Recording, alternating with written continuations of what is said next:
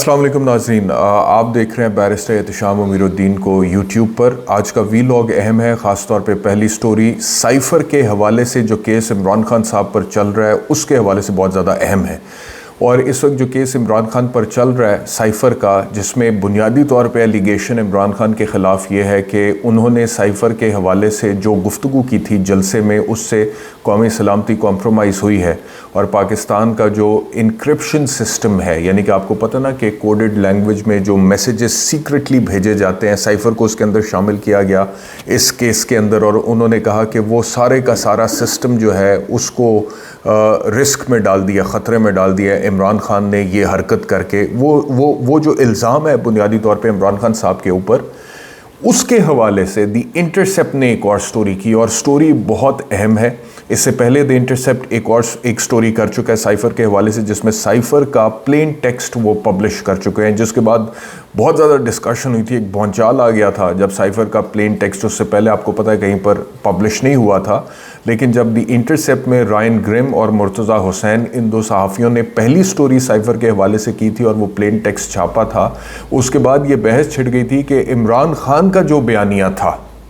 Cipher को लेकर क्या वो दुरुस्त था। अब जबकि ये साइफ़र का टेक्स्ट सामने आ गया, अब उन्होंने दूसरी स्टोरी कर दी है, और उस स्टोरी में बाकायदा तौर पे उन्होंने ये एक्सप्लेन किया कि बुनियादी तौर पे इमरान खान के ख़िलाफ़ इल्ज़ाम क्या है। और इल्ज़ाम बुनियादी तौर पर यह है कि इमरान खान ने पाकिस्तान की कौमी सलामती को नुकसान पहुँचाया। इल्ज़ाम ये है कि साइफ़र के साथ जिस तरह से इमरान खान ने खेला है, या जिस तरह से इमरान खान ने साइफ़र को डिस्कस किया जलसे में आके, उससे पाकिस्तान का जो सीक्रेट कम्युनिकेशन का इंक्रिप्शन सिस्टम है वो ख़तरे में डला है। ये बुनियादी तौर पर इल्ज़ाम है। अब दी इंटरसेप्ट की ये जो फॉलोअप स्टोरी है उसमें उन्होंने एक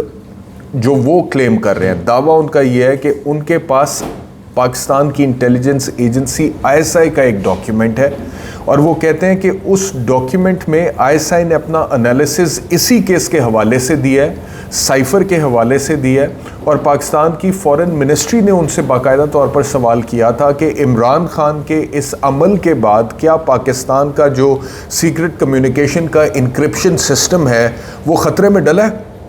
उसको कोई ख़तरा लाहक है। द इंटरसेप्ट ये क्लेम करता है कि उसका जवाब ISI ने जो दिया था, वो जवाब जिस डॉक्यूमेंट में दिया था, द इंटरसेप्ट का दावा ये है इन दो सहाफ़ियों का कि इनके पास वो डॉक्यूमेंट आया और उसमें ISI ने ये कहा कि जी साइफ़र की स्टोरी या साइफ़र का जो भी केस इमरान खान के ऊपर है, जो भी अमल इमरान खान ने किया था, उसके नतीजे में पाकिस्तान की जो सीक्रेट कम्युनिकेशन का इंक्रिप्शन सिस्टम है उसको कोई ख़तरा नहीं है। ये ISI ने एनालिसिस दिया है बकौल दी इंटरसेप्ट के, उनकी स्टोरी के। और उनका दावा ये है कि उनके कब्ज़े में, उनके पोजेशन में, या उनके पास ISI का वो डॉक्यूमेंट मौजूद है जिस डॉक्यूमेंट में ISI ने बाकायदा तौर पे ये एनालिसिस दिया है। तो ये भी बहुत बड़ी एक स्टोरी है, और अगर वो डॉक्यूमेंट दी इंटरसेप्ट के पास है तो आई एम श्योर कि साइफ़र का केस जो इमरान खान के ऊपर चल रहा है उसमें FIA ने वो डॉक्यूमेंट चालान में भी लगाया होगा, और लगाया जाना चाहिए, बिकॉज चालान में मुकम्मल इन्वेस्टिगेशन के जितने भी मुतल्लिका डॉक्यूमेंट्स होते हैं वो लगाए जाते हैं ना। तो बुनियादी तौर पे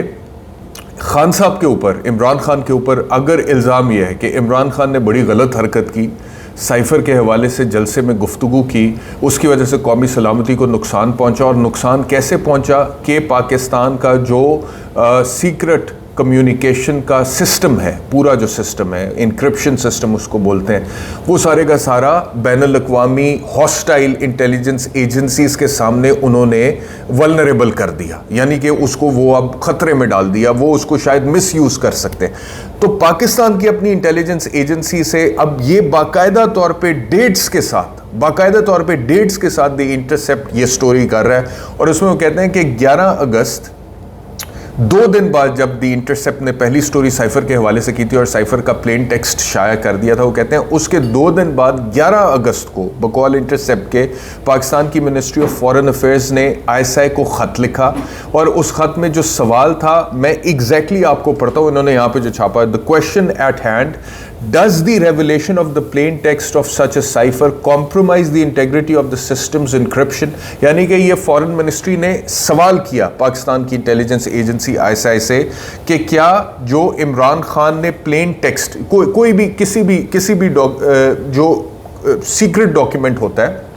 मिसाल के तौर पे साइफर, क्या उसका जो प्लेन टेक्स्ट है उसको रिवील कर दिया जाए, यानी कि उसमें जो कुछ लिखा हुआ था उसको प्लेन टेक्स्ट को, यानी कि सीक्रेट कोडेड लैंग्वेज को रिवील नहीं किया जा रहा, उस कोडेड लैंग्वेज का जो मतलब है उसको अगर अवाम में रिवील कर दिया जाए तो क्या उससे जो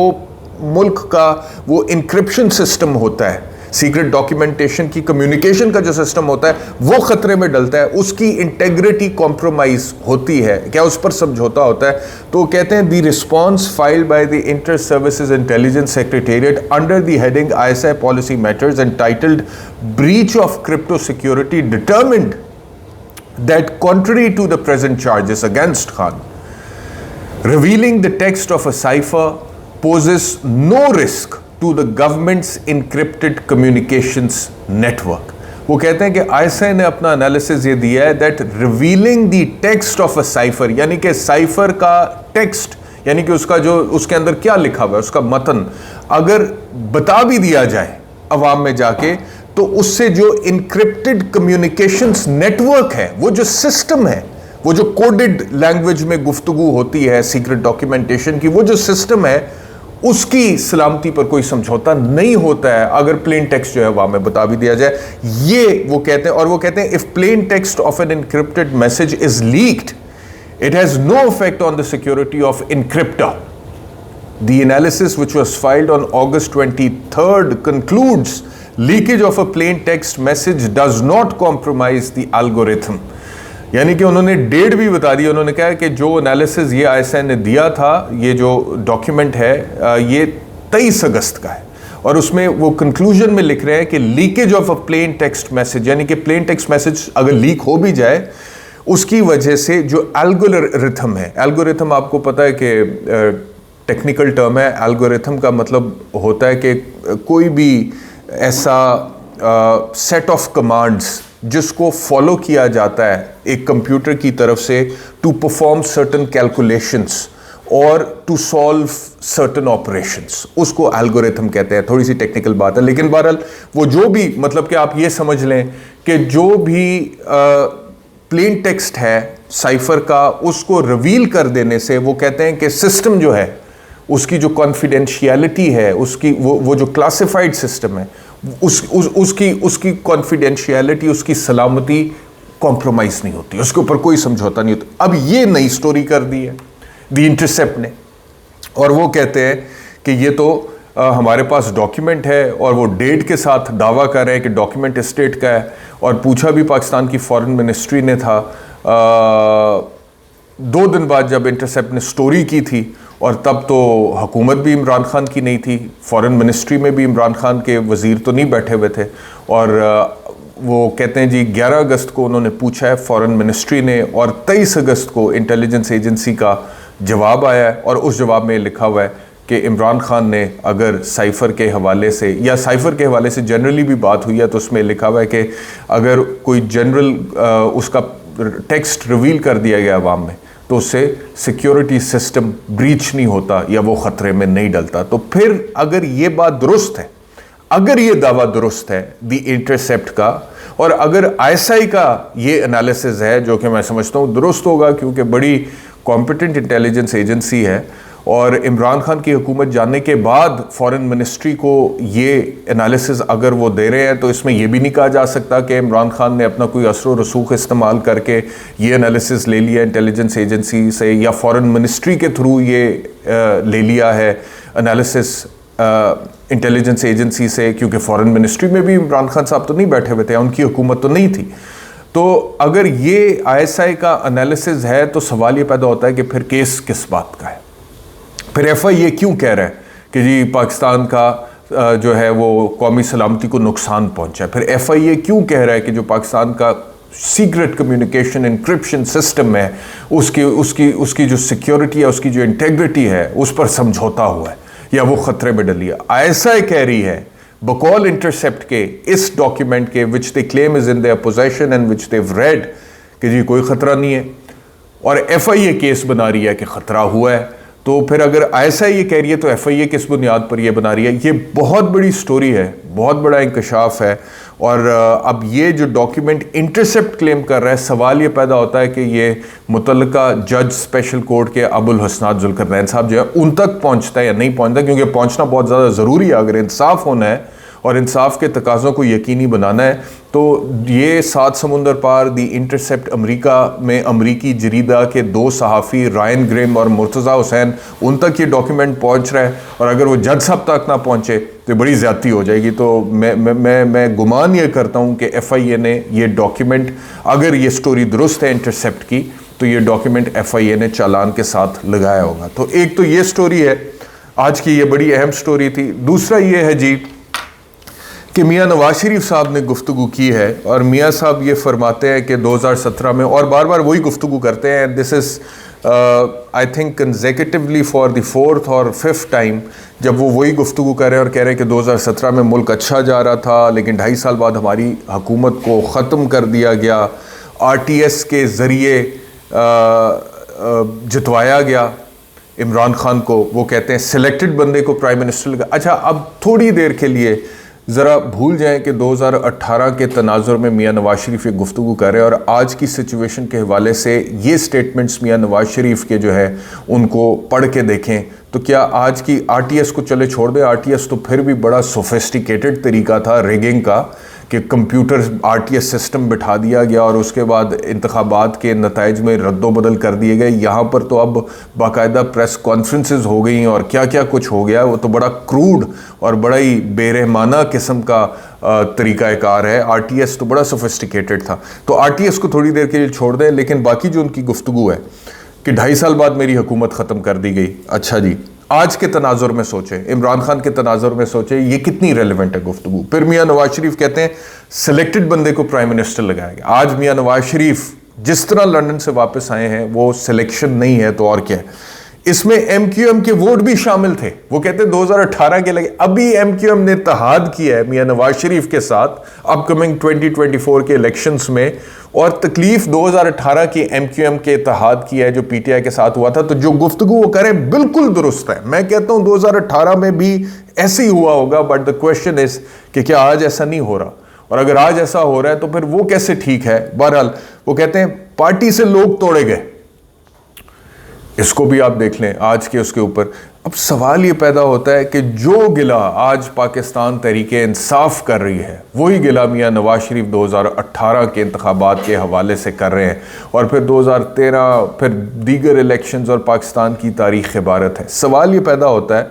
कि अब इतने तवातर के साथ सियासतदान चाहे आपस में इकट्ठे नहीं हैं, चाहे इनके आपस में ज़ाती इख्तलाफात है, सियासी भी छोड़ दें, नज़रियाती भी छोड़ दें, ज़ाती तौर पर ये एक दूसरे को बर्दाश्त नहीं कर सकते हैं, एक दूसरे की शक्लें देखने के रवादार नहीं हैं। लेकिन मैंने पहले भी कहा था, एक चीज़ जो कॉमन है अब सारे सियासतदानों में, वो ये कि वो कहते हैं कि ये हमारे साथ ज़्यादती हुई है, और वो खुरा एक ही जगह जाके मिल रहा होता है। एंड दिस इज़ समथिंग जो कि हमारी इस्टेब्लिशमेंट को सोचने की ज़रूरत है कि जब बार बार सियासतदान एक ही बात कहेंगे, चाहे वो PMLN के हों, वो पीपल्स पार्टी के हों, वो PTI के हों, वो किसी और जमात के हों,